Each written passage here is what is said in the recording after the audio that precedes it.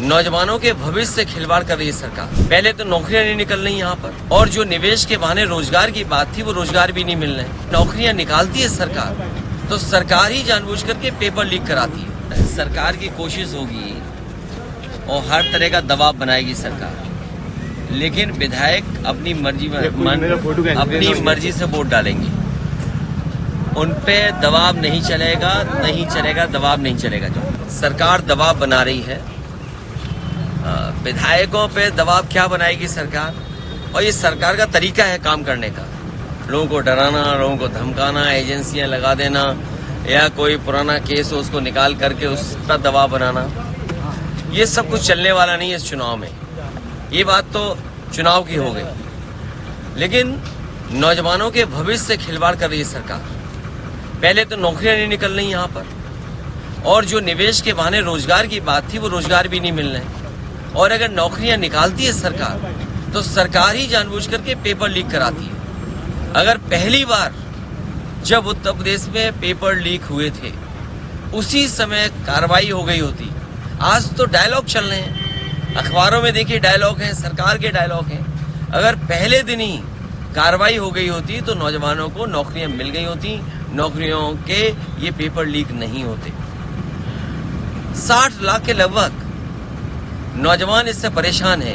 Police भर्ती, RO और दूसरी वाली जो नौकरी निकली है उसके भी छात्र नौजवान चाहते हैं कि ये पर्चा दोबारा हो, री एग्जाम हो।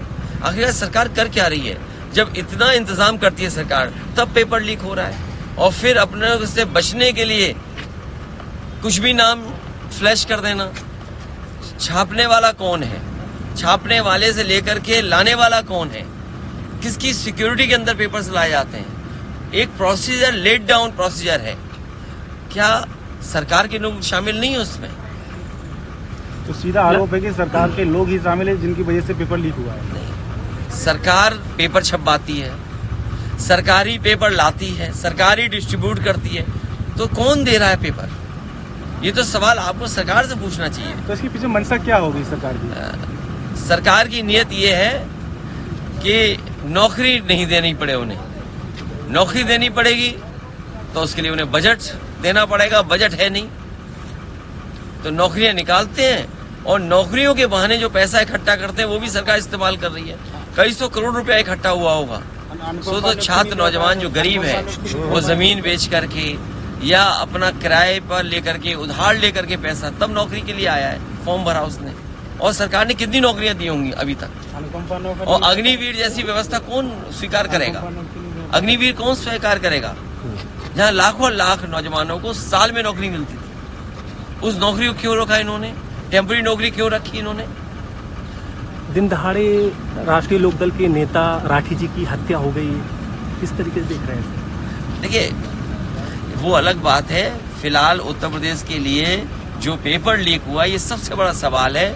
सरकार इससे भाग नहीं सकती। सरकार की जिम्मेदारी थी सुरक्षित पेपर कराने की, और सुरक्षा का इंतजाम भी किया था। रिकॉर्ड बनाने के चक्कर में पेपर लीक सरकार ने करा दिया। जिस तरह से कल आप आगरा में भी रहे राहुल गांधी के साथ में, किस तरह का जन समर्थन देखने को मिला है? आगे ये जन समर्थन बढ़ेगा क्योंकि किसान, नौजवान और व्यापारी और हर वर्ग के लोग इस सरकार को हटाना चाहते हैं।